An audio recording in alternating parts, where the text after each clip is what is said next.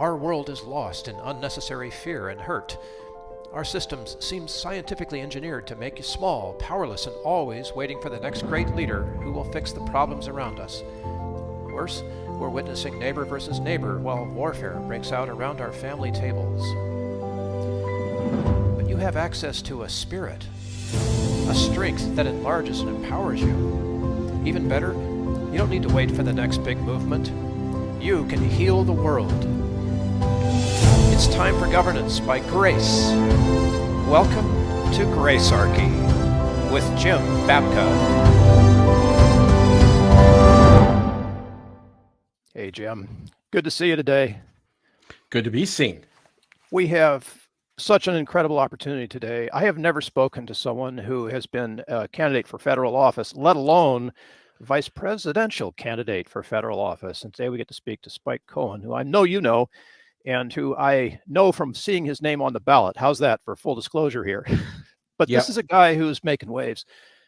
Founder and president of You Are the Power, and as I mentioned, Libertarian vice presidential candidate in the 2020 election. Let's welcome Spike Cohen. Good morning. No one told me that there was going to be a church background. Like you sent me all these notes. You sent me a link to get on here and an idea of the background of what we were going to. No one said a thing.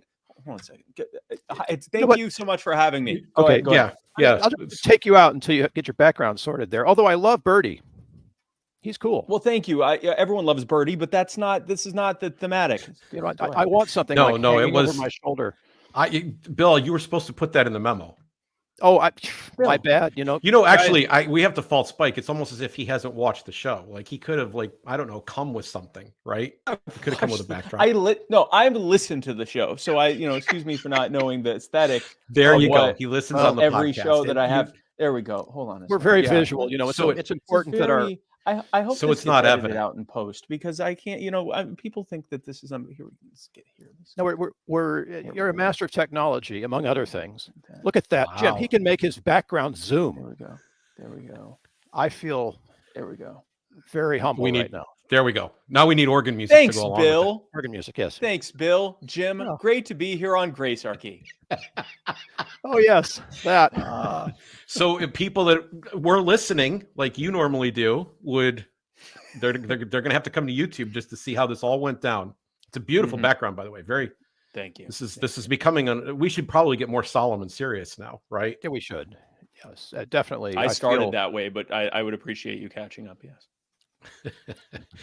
Spike, how do you get to the position that you end up running for vice president of the United States? Let's start there. Oh man. It depends on how early you want to start, but I think from a political standpoint, where I started from was I actually started in the business world. A lot of people have said, I can tell someone's lying to me when they'll say, I've been following you for many, many years, at least 7 or 8 years now. And I'm like, no, you haven't, because no one knew who I was 7 or 8 years ago. I was in the business world. I was always in the small business startup world. I started my first company back in 1998, right before, shortly before my 17th birthday. And I've been in business ever since. That was my thing. I didn't even really care much about politics until getting into my early mid-20s. And shortly after that, I realized that I was a libertarian, but I still wasn't into politics. I was into making money.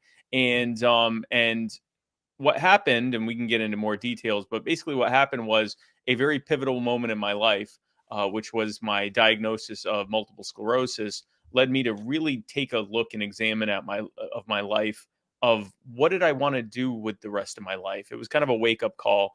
And in retrospect, it was in many ways, it was a moment of grace and a mixed blessing, a blessing in disguise. It's taken me, it's only in the last, I'd say less than a year that I've been able to truly say that, because I wouldn't wish MS on my worst enemy, but it forced me to really take a look at how I was living my life and what kind of fulfillment and purpose I needed in it, and what my legacy that I wanted when I was no longer here. And that led me into getting more and more into libertarian messaging and activism. And ultimately that led to my running for an office I did not think I was going to win. I thought I was just going to show up make my case about, my background and what I thought we needed to be doing differently and some helpful hints on how to do it. And then I sold it well, because then they picked me as the VP candidate. You made an interesting observation that this was your meaning. Like MS helped you find your meaning, which is like a spiritual thing that we talk about here on Gracearchy. So you teed it up well. Yeah, in fact, I'd like to maybe go just one step even further back. Tell me about the diagnosis itself. What is MS, and how did you find out? And like, go if you could, please go back into that time. Sure. So multiple sclerosis is an autoimmune disease, a neurodegenerative autoimmune disease. And what that means is that my immune system, all autoimmunity is your immune system not working correctly and thinking that some part or parts of your body are a threat, or something that they need to attack. With multiple sclerosis, the thing that it thinks is the threat is your brain and your central nervous system. Not important stuff. And so the symptoms for MS are anything your brain affects. So pretty much anything. It can affect your cognition. It can affect your motor skills. It can affect everything, like every aspect, your autonomic system. It can affect pretty much everything. And for me, it's mostly been sensory stuff. So I first realized I had MS, my first clue that I might have MS. I woke up and the right side, like when you wake up from falling asleep, and depending on how you were laying, part of your arm or your shoulder or your leg or something has fallen asleep. Well, I had that kind of tingly feeling, but it didn't go away. And it was pretty much from here down and on my right side. And it just kept slowly getting worse. And fast forward a couple weeks later, I finally got an MRI. I was almost completely numb at that point on my right side and having difficulty walking because of the lack of feedback in my foot. And they said, yeah, it looks like you may have MS. That started a journey of 2 years before official diagnosis, because MS requires a lot of other things being ruled out. It also requires you getting a second exacerbation or flare up. And so after that second one, and then from there, every about month and a half to 2 months, I was having an attack. And it went from probably being MS to being a very aggressive case of MS in a relatively short period of time. And yet you undertake to go ahead and run for vice president, which is a fairly dynamic, moving about, getting out in the public. You had a bus tour that you had to go on. So how does someone in your condition, and when I've been around you too, you've been, you're in good shape, you're very dynamic. Yep. How do you manage that? How do you manage to be that person?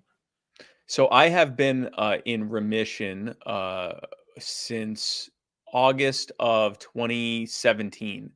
So this will be this will be my 6th year of being in remission. And what remission means is both no new activity on my MRI, no new lesions, no atrophy of the brain, nothing like that, and either no new symptoms or a recession of your existing symptoms. And that's what I've had. I've had no new activity, and my symptoms have been slowly getting better, actually. So there are some that have stayed about the same. And I'm not sure if it's so subtle. I'm not sure if it's gotten better or I've just gotten used to it over time. But there are some that have completely gone away. I used to get a lot of sensory stuff around my rib cage. All that's gone away. I used to deal with dizzy spells and things like that. I don't really deal with that anymore. So I'm a success case because not only did I get on it's funny, they call it a DMT, which is a disease modifying treatment. Of course, we all think differently when we hear that, but they had me on a good DMT, but also I completely changed my lifestyle. Not only diet and exercise, supplementation, meditation, mindfulness, stress reduction, but a big part of that, I kept hearing other people that were, MS survivors or people that live with MS, and they were all saying the same thing. The most important thing is seek your purpose, find what's fulfilling to you. And that really led me on this journey. Another thing that happened was I love how Bill just comes in when he feels like it. And then he leaves. He comes in, he says, Spike, I got a question for you. I'm going to go now. I don't even care what the answer is. I just want you to know that this is my question for you. The audience will like this. I got to go.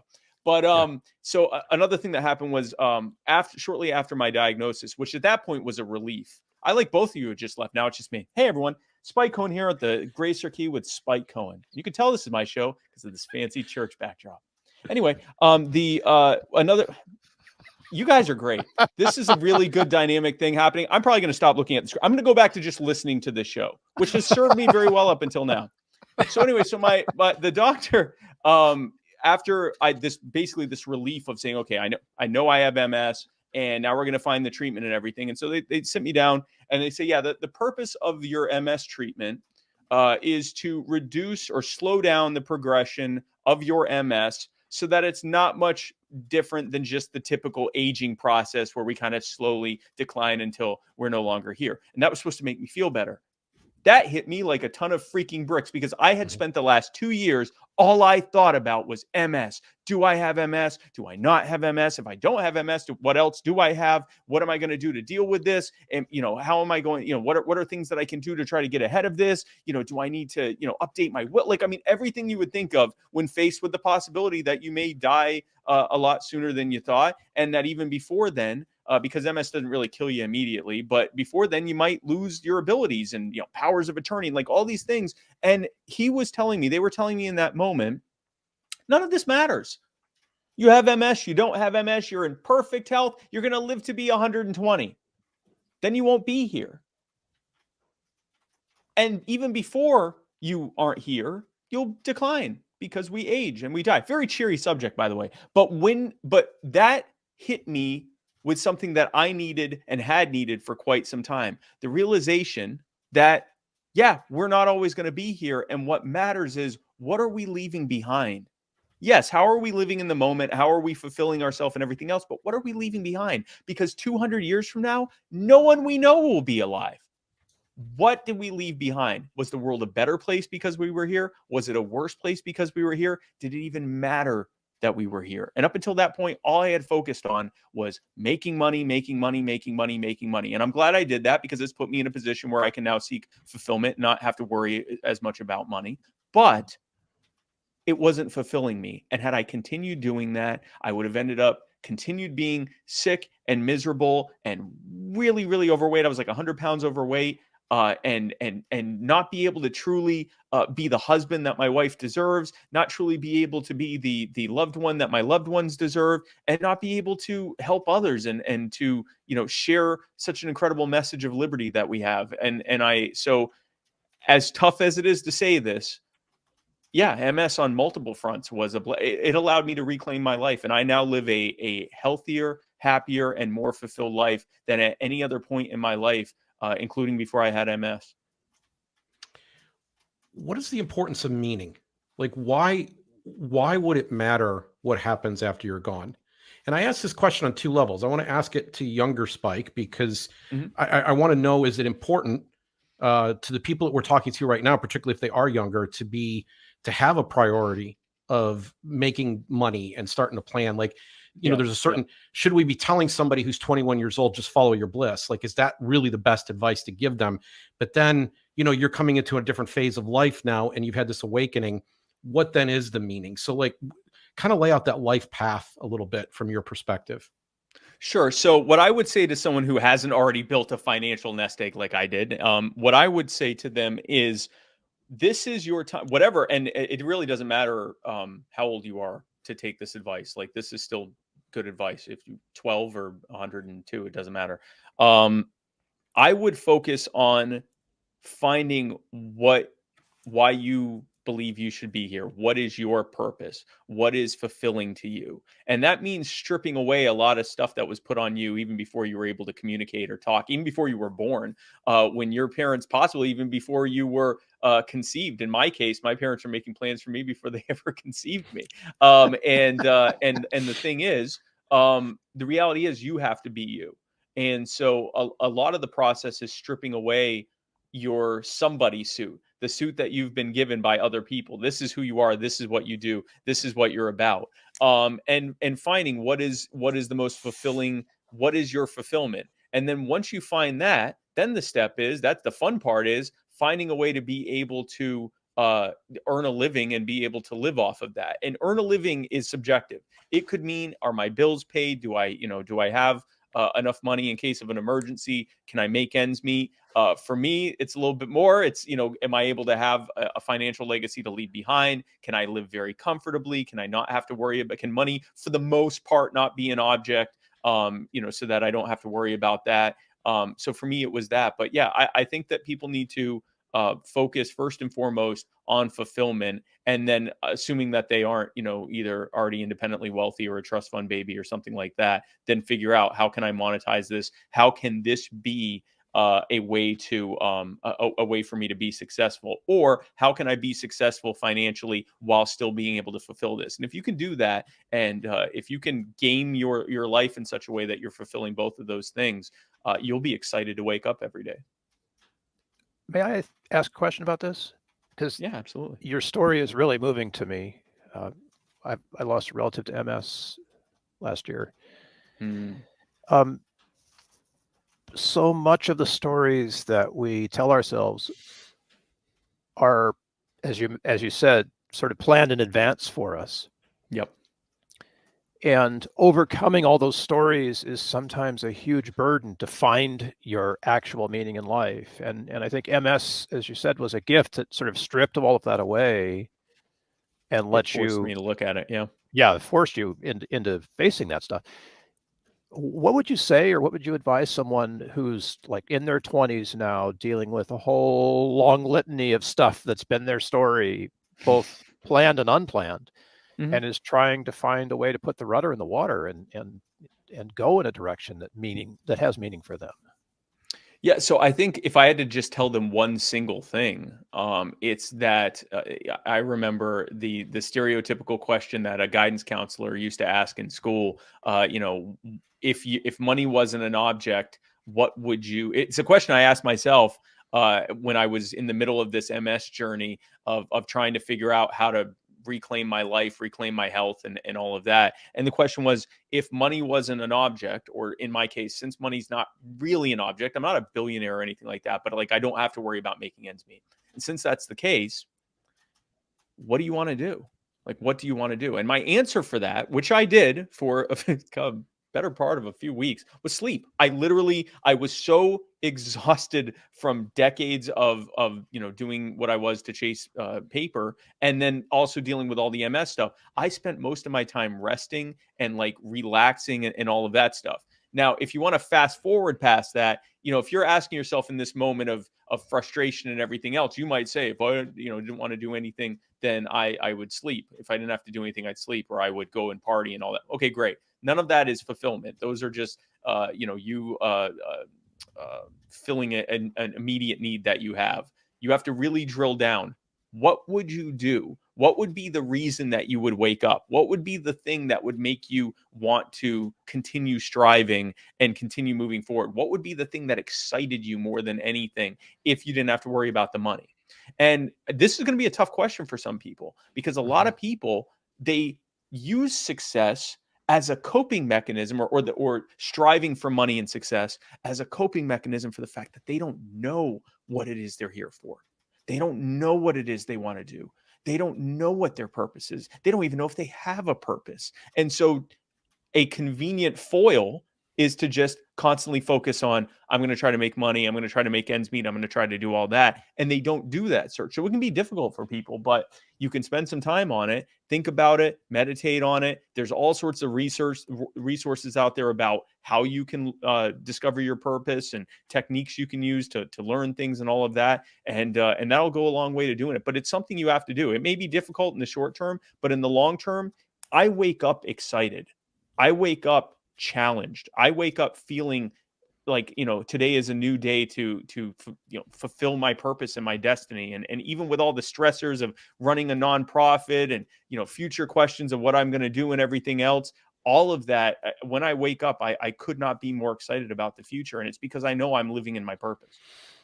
Okay. So what is your meaning? What is Spike Cohen's purpose? What did you end up settling on? Because it drove the moment here. I mean, you have finally arrived on Gracearchy. So there was some decision that you made that was extra good and described your purpose, right? What is that? Who are you? So I believe my purpose is to help people and to help them understand how we got in a situation where they needed help in the first place. So help their immediate need, whether that's a need for a hand up, whether that's a need for help to get accountability for people that are harming them in government, to get justice and to get accountability for the people who did it to them, whether it's whatever kind of help someone needs, but also to demonstrate that very often the situation they're in where they needed help in the first place is being created because we live in a system or are forced into a system that doesn't respect our autonomy, doesn't respect our dignity or our individuality or our self-ownership or any of that stuff. And it imposes things on us and has no clear reason to provide value for what it imposes on us. And so that's how I am working to grow the liberty movement, and also to help people in the process, not wait for some, future utopian moment when libertarians have taken over the world and left everyone alone, but helping people now who need help now, and actually building connections with people now and a network now to be able to grow that movement and to be able to help even more people. I had the privilege of working with Harry Brown. I was his press secretary in his second campaign in 2000.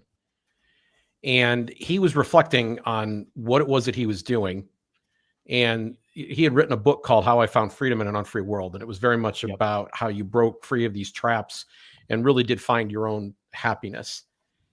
And he came away saying, you know what, a lot of people, when you run for this office, they think that everything is about, trying to win.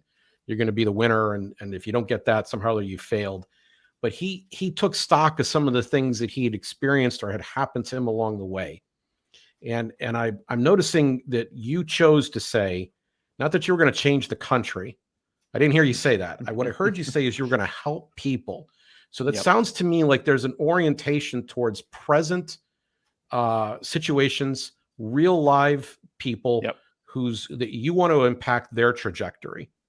Yep. And a big part of that came with my MS diagnosis and the realization of what that entailed. So I was always, and I still am, I tend to be a horizon person. I tend to be forward thinking. I have, generally speaking, a pretty low time preference. I have a higher value preference. I want to build towards a great future. And I did that with money. And I convinced myself that that's what I was doing with my life.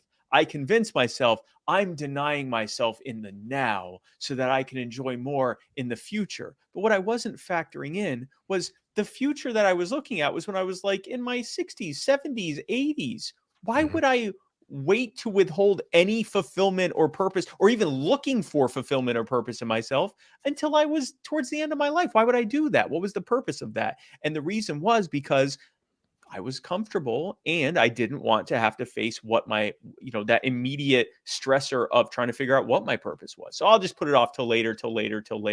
And it took a diagnosis of an incurable autoimmune neurodegenerative disorder that could greatly accelerate that reality into aging, for lack of a better word, a lot more quickly, to force myself to look at that.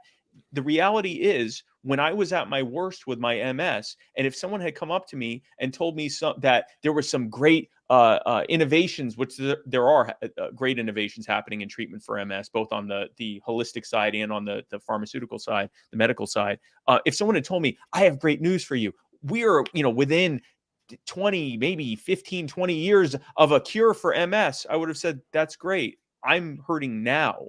I'm facing being in a wheelchair now. I'm facing not being able to see or to speak or to use my hands correctly now. I'm facing all these weird sensations that scare me every moment of my life now. I'm facing not wanting to get out of bed because as soon as I wake up, I start feeling all this weird stuff now. How can you help me now? And so while we do need to look to the future, and while it's important to work on building a legacy and building things that take longer to build, there are people right now who need help. And we have solutions to help them. And often that solution is just helping them. So why would we not also focus on that? And if part of our goal is to build a liberty movement, well, this is us working voluntarily and helping each other and demonstrating our respect for each other's dignity and their autonomy and our desire for people to be able to live to their highest iteration possible for them. What a perfect way to do that, and do that to also grow the liberty movement and bring people into it, to show that our way is all about helping people, and that very often we're having to undo the consequences of other people's ideas of how to deal with things. So it all synergizes well, and it's a perfect balance of helping people's immediate needs now and also building a greater future. So I like how you laid that all out, but I'd like to go like one step, maybe a little bit underneath that. Sure. If you're going to help people, you could have done it in any number of ways. Mm-hmm. You were attracted to doing something socially, and you were attracted to doing something about the way we interact with each other as human beings, and you stepped into this libertarian philosophy. So first, what is your attraction to the libertarian philosophy? I've got to follow up on this, but what is your fundamental attraction to it? My fundamental attraction comes from a moral and ethical framework. The idea that it just intuitively makes sense that we shouldn't be hurting people. We shouldn't be ordering people around. We shouldn't be taking from people. We shouldn't be doing things to people without their consent. Not only is it morally and ethically wrong, but it just doesn't work. It removes all of the incentives and feedback mechanisms that allow us to learn and to grow and to come up with better ideas, because there is no feedback mechanism. There is no opportunity to learn. No one is choosing whether or not to go with our plan. They're doing it because we told them to. So it removes accountability. It removes the ability to learn. It removes the ability for there to be different competing ways of doing things. It removes all of that. But the fundamental thing is that it just isn't right. It's not the way people should interact with each other. So why, if you've got a mission to help other people, why libertarianism and not some other form of activity? All of which would be legitimate, but why were you attracted to this slice of the problem? As opposed to like doing like charitable work or something Charitable like that? work might be, yeah. Okay. Well, so actually charitable work is a part of what we do with You Are the Power, and what I do personally with my life. So I don't, the way I see it is I do many, many different things. And I do the things that connect, that I guess reverberate or connect the most with me, the things that I feel I'm best at. Yeah, and I'm trying to get at like that thing. What is it that connects with you? Why did you become, instead of, the head of like I don't know, some other type of charity, right? Why did you become involved in one that's dealing with the social issues and their impacts on human beings? The things that you just described a moment ago. What was it that because that's really draw a spike? Okay, yeah, because I look at things as systems, and yes, you can put a Band-Aid on something. In fact, this was actually something I learned with MS. Yeah, there are things you can do immediately to deal with MS symptoms, but if you don't address the root cause of what's causing MS, autoimmune reactions, inflammation, and things like that, then you might actually be making things worse by hiding the symptoms that are letting you know something is wrong and allowing it to continue to fester and progress. I look at the social questions the same way. Yes, we can apply those Band-Aids and they can be helpful for people right now. But if we aren't showing the root cause of what's causing these problems or making these problems worse, and showing a better way to do things where these problems either go away or are greatly ameliorated, or we're just better empowered to be able to deal with them, then we're not truly long-term helping people. We're helping people's immediate needs, which may backfire. If that's all we're doing, it may actually backfire and lead to things getting worse because we're dealing with people's immediate, for lack of a better word, symptoms or side effects of the system that we live under. So, the best way to help people long-term is to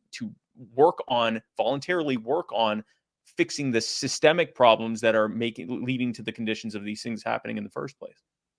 Okay. So the way that we go about solving problems actually keeps us from really solving them. And you're attracted. It can. Amen. Yeah. And you're attracted to making sure that there's actually a real long-term fix, that the real, root issues are being dealt with.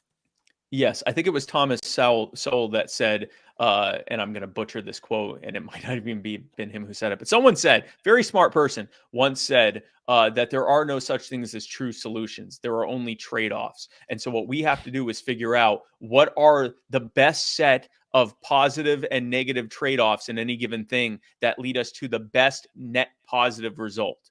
And that's the way I look at this, is we have the best trade-offs. Like the way that that liberty works, the way that respecting people's individual human autonomy and dignity and so forth, the way that non-aggression works, the way that all of that works, is it works best because any of it is largely positive trade-offs. And most of the, I guess what you would call negative trade-offs are just the reality of the human condition. The fact that you're not going to get rid of greed, you're not going to get rid of disease, you're not going to get rid of unfair circumstances. But if you empower and allow people to determine for themselves and work voluntarily with others to determine and come up with solutions to the problems that they face, you're going to live in the best society that is humanly possible. And that truly helps people long term. Just fixing their immediate problems is sometimes necessary and can be helpful. But if that's all you're doing, then you may actually be masking the results of a bad thing that allows it to continue to become worse.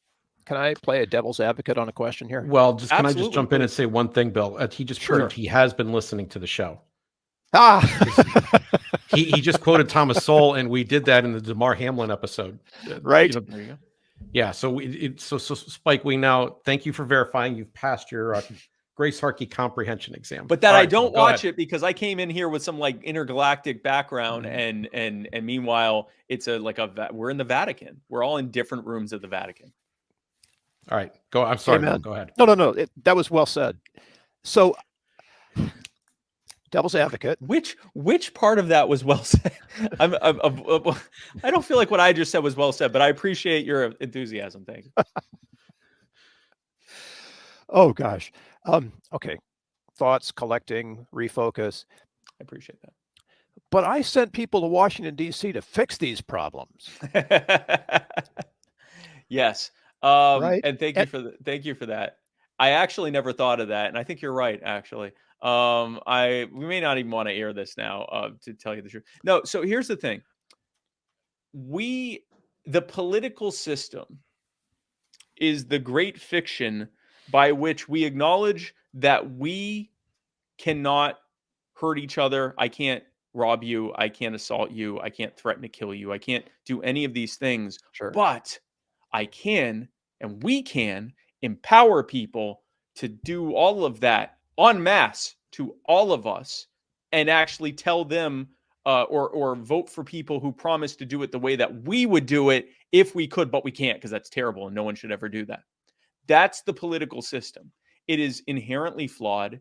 And whether you're talking a democratic way of choosing, whether you're talking just having an autocrat who claims authority and threatens anyone who tries to depose him, any of those things are just different ways of someone saying, I'm going to tell you how to live your life, and that's the best arrangement. And the idea, particularly of the democratic model or the representative model of saying, I hired someone to deal with this, really what you're saying is, I hired someone who sold me the best line and who could not possibly know as well as me and every other person on in this country or in this city or whatever their presumed jurisdiction is.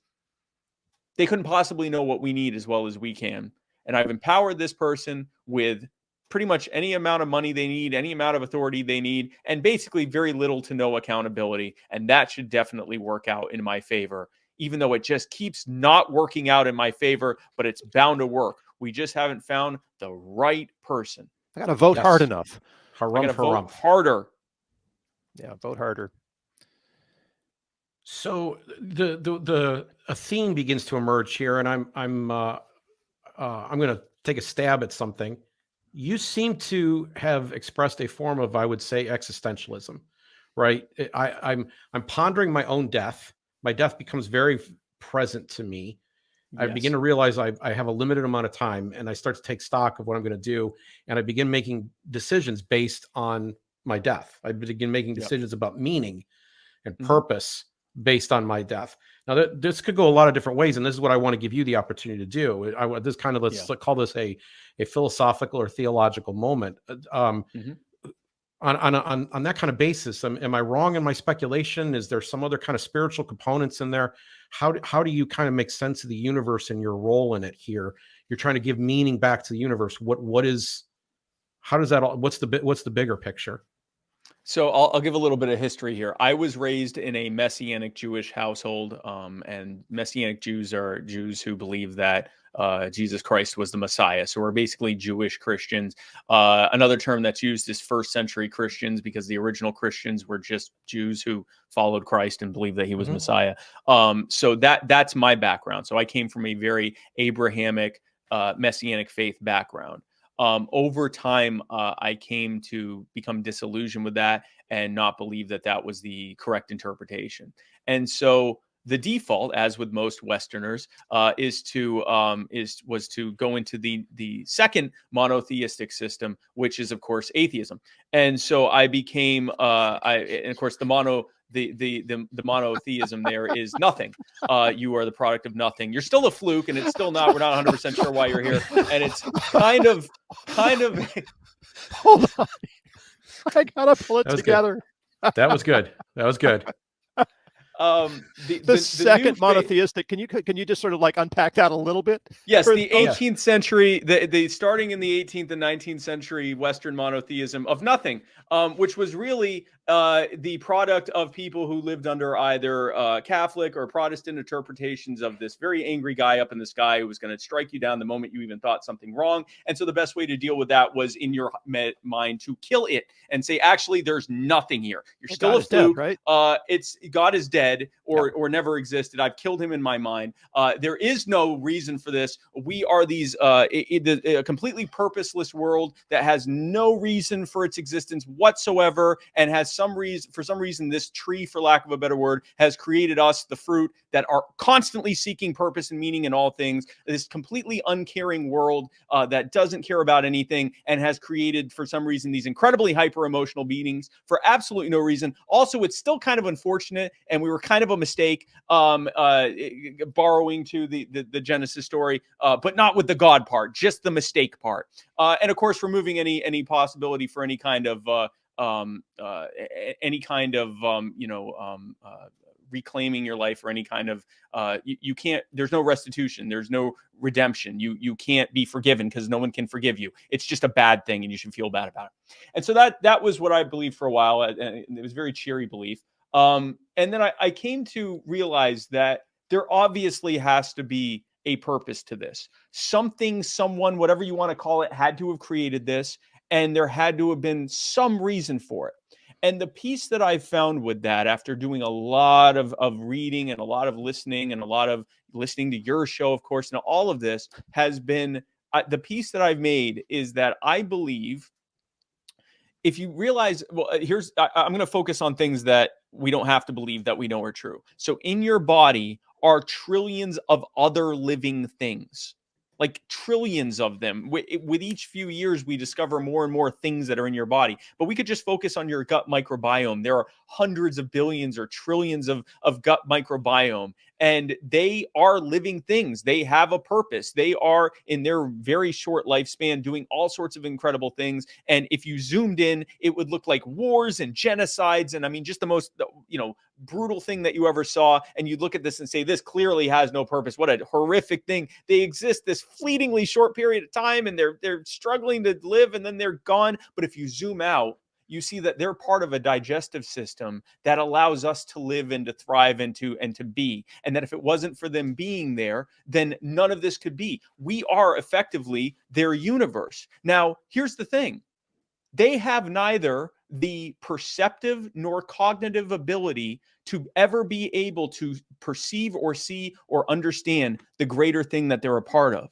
And even though we can see them, and even though we know exactly what they're about, and we can even do things to influence them. I take all these probiotics, and that helps make sure that only the good ones are there and all the bad ones are gone or flushed away or whatever. But I have no ability to bridge that gap between my perception and cognitive ability and articulative ability and theirs. So I cannot tell them what they're a part of.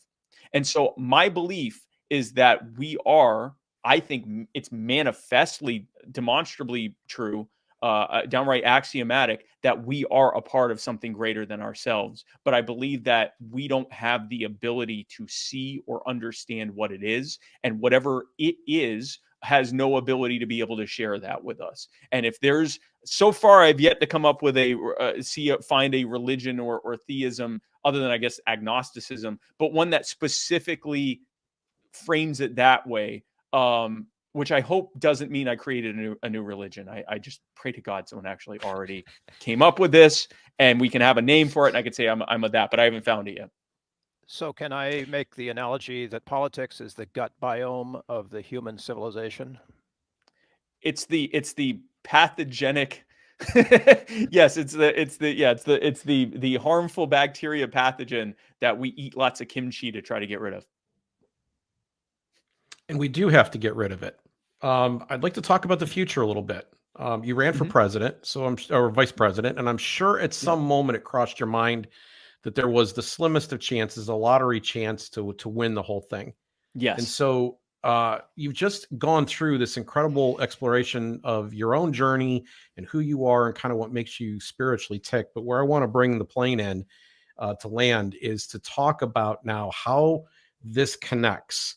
You want to go out and change, see some change happen in the world, and you want to help real people. And you've begun doing this work. So I want you to, in the most spiritual way, like you just laid out a pretty robust philosophical view there, in the most spiritual way possible, Spike. I want you to describe the work you're doing at You Are the Power right now. I want you to do something, I'm very serious about this. I want you to do this in a way that you've never done it before. I'm really throwing a tough pitch at you here. You do TV interviews, and so I know what this is like. You go on and there's a certain set of sound bites and things that you're used to saying, and you reach into the kit. You're not allowed to use any of those right now. I want you to talk from the heart. I want you to talk from that sense of spirit, and I want you to talk about the manifest meaning of You Are the Power. Absolutely. So the meaning of the actual phrase, before we even get into the organization, I believe that the phrase "You Are the Power," the way that I'm using it and the way that we use it, has an inherently spiritual and existential meaning to it. A lot of people, most people, the vast majority of people, have no real understanding of just how much power they have, how much agency they have, how much better position they are to make decisions for themselves they have. And it's because there's this sort of, I'm going to end up sounding like Marianne Williamson. There's this kind of psychic attack on us, like from before we can even form words and our brains are at that early stages of development. We are being told that presumed authority is not to be questioned and that these people know better than you. And you're really just, you're a cog in this machine and you just, keep your lot. And the best you can do is agitate for a little bit more of the scraps from the table that they've taken from you. And that, you want to talk about a spiritual attack, telling someone that they're little more than some cog in a machine, that they don't have any individual agency, that they're not really that smart and they really shouldn't be listening to their own intuition on things or their own conscience on things. And they certainly shouldn't be questioning things. That attacks people on a spiritual and an existential level. And so even just letting people know, the power lies in you. Government power isn't real. It's really just what we're willing to tolerate. And they know that. And that's why they're always fidgeting on the edges with it, is because they realize the second we say we don't want to participate anymore, we don't want to comply anymore, we're going to do our own thing. And enough of us are doing it where you can't stop all of us. And that really ends the whole thing. Or at the very least, it forces them to correct and be more responsive to your concerns and your needs and what matters to you. And so just the message of You Are the Power itself, I think inherently has a spiritual tone to it, or spiritual aspect to it. The work that we are doing, I'll tell you, I was recently in Gastonia, North Carolina, and it was for a charitable thing. We've been working with a pastor who, they're named Pastor Moses Colbert, who runs the only homeless shelter in Gastonia. And for the better part of a year, they forced him to shut it down, citing zoning concerns, because there is no zoning for a homeless shelter. And as a result, dozens of homeless people died from a combination of exposure to the elements during the colder months and overdoses to cope with the fact that they didn't have a shelter, a place to put their head down at night. And which come to find out that it was because the city was angling for federal money to deal with the homelessness problem. And if some guy's fixing the homelessness problem without spending any taxpayer money, they're not going to get that federal money. So they shows where their concern is. But the point of that is, I just want people to understand the story, Bill. We go over this all the time. The story Spike just told. We talked about the in Florida pouring bleach on the sandwiches, right? Yes. This is not, we talked about in Cleveland, how they shut down, they wouldn't let a church take in the homelessness unless they gave up their church status and became a shelter with all the different expenses that were going to come with that. And this is all done ostensibly for their protection. I mean, there's an evil at work here. And I mean, it's literally evil, right? And it's because some people's pockets are not getting lined correctly, and some people are not getting certain levels of status. We are really going to cast real, live, vulnerable human beings into an abyss. And it's so not I don't want that point lost. I mean, this, to me, when you say No. you're helping people, like, this is, politicians claim this thing all the time, and it's not legitimate. It's actually the opposite. And to me, this is a large motivating spiritual factor to get involved. So I'm sorry. Yeah. I don't want anybody to No, miss. This is like every state. There's a story like this. There's at least one story like this in every state, every major city. I was going to say almost every city and pretty much every county has at least one story like this, where people are expressly being harmed in order to grow the power, money, or authority of someone in that area. And what's wild is it's so casual how they do it. They don't get together and go, "How can we harm the homeless and make millions of dollars?" And cynical, evil laughter. They get together in county board or city council meetings, and it's very humdrum.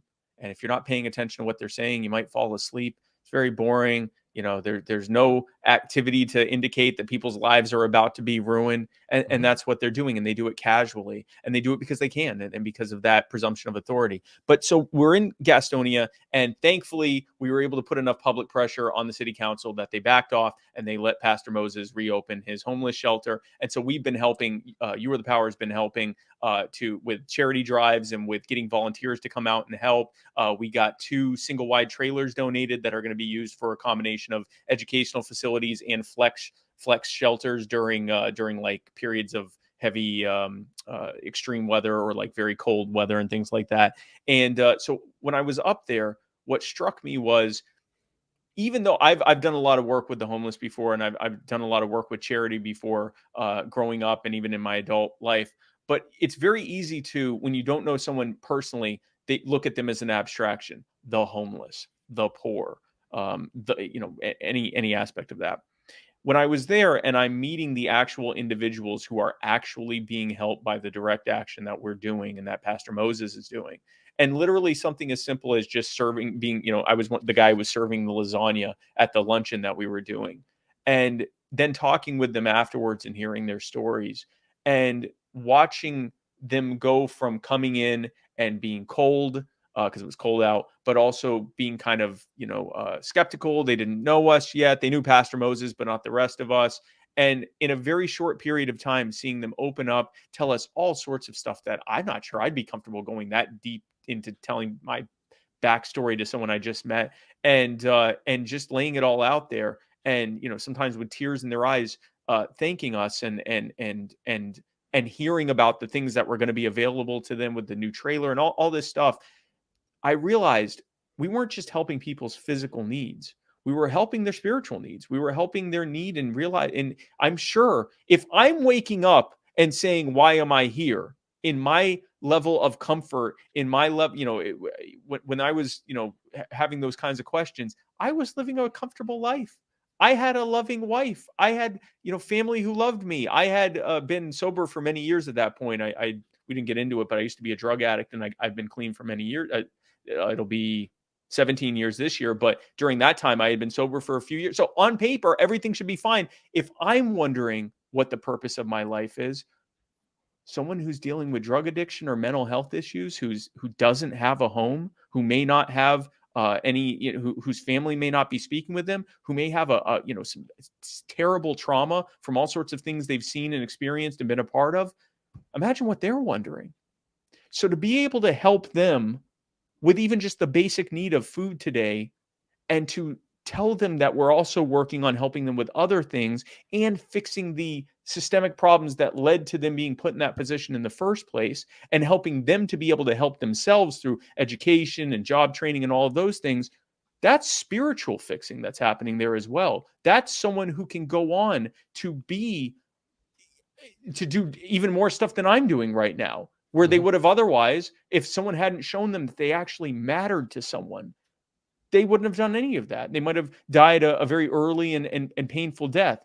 The biggest thing that we're doing with not just the phrase "You Are the Power," But the work that You Are the Power is doing is we're showing people that someone actually cares about them and that they actually matter. And not you matter as some political slogan, but you matter, and here's what we're doing to demonstrate that you matter. And I can't think of anything more spiritually healing and helpful than that. All right, practical brass tacks. What exactly is You Are the Power functionally? What are you guys doing, and how can people get involved? Sure. So we are a 501c4 nonprofit. We are actually building a charitable component that'll be a 501c3 called the You Are the Power Foundation, but that's still in development. But we are a 501c4, and what we do is we find, or you typically have brought to us, examples of people who need help. And that usually falls either under a charitable need or what we call like a citizens lobbying need. So like I'll give one example, and I'll go through the brass tacks of how we helped with this example. So there was a lady in Indiana whose home burned down. And while she was in the process of going, for anyone who's been through an insurance claim of any kind, it can take months. This was going to take over a year to get the contractors and deal with the claim and everything else. And during that time where she and her family did not have a home, the insurance company gave her a RV or Four Seasons home to live in temporarily. Perfectly safe to live in all year long. Certainly not ideal, but it was a place to live while they got it fixed. Zoning board found out about it in her county and started issuing her letters, fining her thousands of dollars every day because she had 2 residences. One of those residences was a foundation with the charred remains of a home on it. The home had been completely burned down. But that was technically 2 residences. And because they wanted to steal her property, they said that they were going to continue fining her hundreds of dollars a day or thousands of dollars a day until she either came into compliance by not having either the RV or the burned up house, or just leaving and letting them take the property. So You Are the Power found out about it, and we immediately began our first step, which is to alert the public. And we do that through social media swarming. We do that through getting in touch with local media and regional media, our contacts in national media and podcasts and things like that, to get it out there so people know this is even happening. Now, if we had to, the next step would have been to organize locally, to start creating events for people to show up to rally around this family and to say this isn't right and the zoning board needs to back off, showing up to their meetings, and all of that stuff that we do, the citizen lobbying aspect that we do to get politicians to back off and do what the people want them to do. We didn't actually have to do that because by the time we were putting it out there, the zoning board backed off. We were able to help raise enough money for her to hire an attorney who took them to court so that this will never happen again. And the judge actually ruled that what they did was illegal. So this should never happen again, at least in that county. We also helped organize for people to donate goods for her to be able to, because when you're living in an RV, you can't cook for yourself. There's not a kitchen to speak of. So members of the community started coming and bringing her baked goods and things that to help kind of warm up the home there and make it more homey. Once her home was ready to move into, members of the community came to help her she lost everything, to help her to refurnish her home and put things in to make it more of an actual home.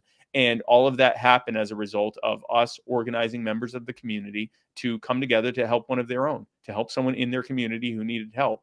We also helped expose a dire harm that was being done there by a zoning board. And we used it as an opening conversation about the fact that this wasn't just a corrupt zoning board that was the problem. Mm-hmm. This was the fact that the government presumed the authority to tell you what you can and cannot do on your property peacefully, and to even take your property or fine you so much that you can't afford to continue living on your property, and you just give it to them because they presume that authority. And that's an example of what You Are the Power does. And people, what are the roles in terms of getting involved, and how do they go about doing that? Absolutely. So if you go to youarethepower.net, you can become a member today. Membership is free. We do have sustaining memberships that help pay for the cost of running a nonprofit. Unfortunately, the reality of all things is that you got to have money to pay for it. And so we do welcome any donations you have. But I think most importantly, we'd like you to get involved. We'd like you to be a part of it. And when you join You Are the Power, you get access to members only groups and servers to be able to communicate directly with each other. We get you in touch with your regional organizer. We have a growing number of educational tools available to teach you how to be the most effective activist and how to be able to help people the best that you possibly can, and to spread the message of liberty and make connections in your community. We launched back in May, so we're still in the development process on a lot of this, but we are doing at least something on all of these fronts already. But we do invite you to join us and become a member by going to youarethepower.net. We'd love to have you be a part of it. And we so far have over 2,000 members across it. We have members in all 50 states, and we'd love to have you join us. I am so Very blown good. away here. This relationship thing is so beautiful. And You Are the Power does exactly what a lot of believers would say first, which is create a good relationship. Yes. That's what Jesus taught. And here we are creating another relationship in the world for You Are the Power, for Spike Cohen, to be able to reach out and perhaps reach somebody who needs to hear right now that help's available, that there's a relationship that they haven't yet tried that they could rely on. I was taught growing up that the best way to evangelize the gospel was to live your life in such a way that it inspired people to find out what it is that you're doing that makes you so great, that makes your life so fulfilled, that makes you, why are you happy? Why is this person happy all the time? Why is this person helping others all the time? Why is this person so selfless? Why is this person have such fulfillment? Why is this person, excited to live? Why is this person, who I may not even know that well, so interested in me and trying to help me? And of course, the answer is because that is my commission to do so, to help those who are in need and to share the gospel and to share the message of life everlasting.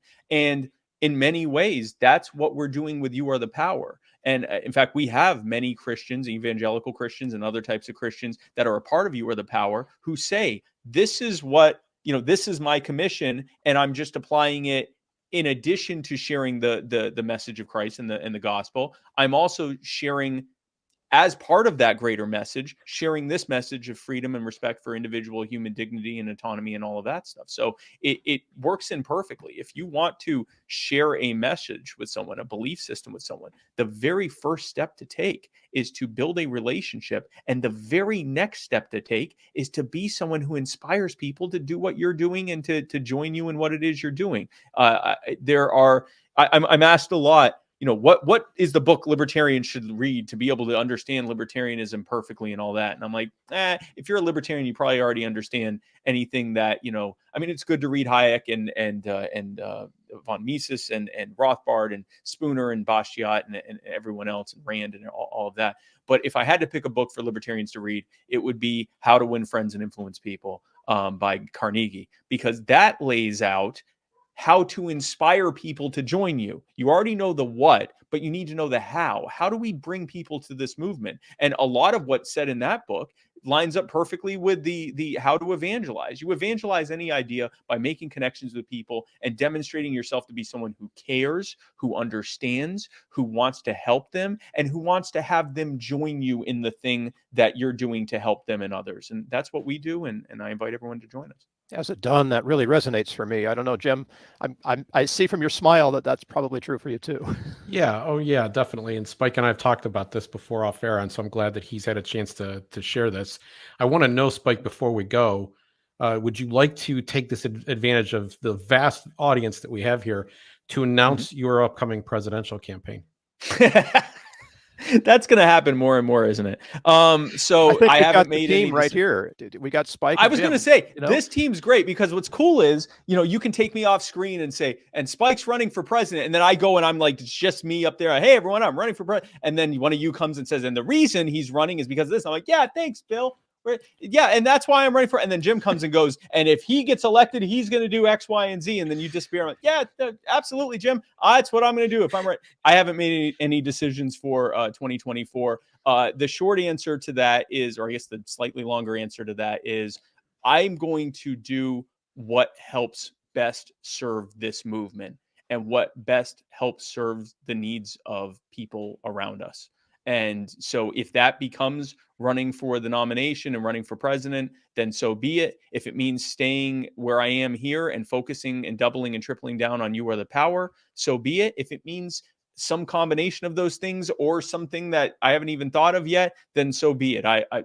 My second part of my life post MS has been about opening myself up to opportunities and being open to things happening that I never would have imagined were going to happen. Like, for example, running for vice president. So, we'll see what happens, but wherever I am, I'm going to be doing it to help people and to grow this movement and to bring us as close to freedom as humanly possible. Spike, thank you. I hope that today's experience was a little different from you, from your normal, typical interview. Yeah. Got into some things maybe that you don't normally talk about very much. And that this will be the kind of video you want to share with friends to kind of get to know you a little bit better. I appreciate you opening up and sharing all this with us. We're, Gracearchy for us means government by grace, right? Most people want some form of government. They want help with various things, but does it have to be of the manipulative, coercive, theft-based version, or can it be something that they've chosen, where they're meeting one another and they're forming bonds of relationship and building a real community, where they're even, in the case of Grace, going that one extra step further, where they're trying to understand people who are different from them and what makes them tick and why is it that you're holding this view right now. So that's kind of the vision that we're throwing out here, and I appreciate you sharing of yourself today. Absolutely. And I'm glad that you're doing that. I'm happy to be a part of this. And now I got this sick, I think, Catholic church background. I assume it does look pretty Catholic. There's looking pretty Catholic. There's some saints back there or something. Saints. I got saint. I'm gonna have to now find out what I took this from. Yeah. It was a Google image search, but I got this really sweet background I can use for religious thing. Probably just Christian things. I don't think I walk into a Muslim discussion with this, but I think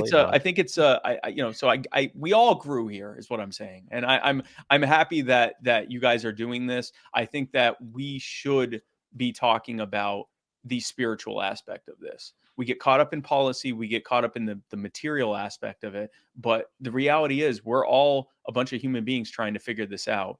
And the sooner we make those connections, the sooner we can get where we're going. So thank you guys for being a part of that. And thank you for having me here. Yes, thank you. Thank you for being here. And Bill, I want to just echo what Spike said. He's right. These conversations have to occur.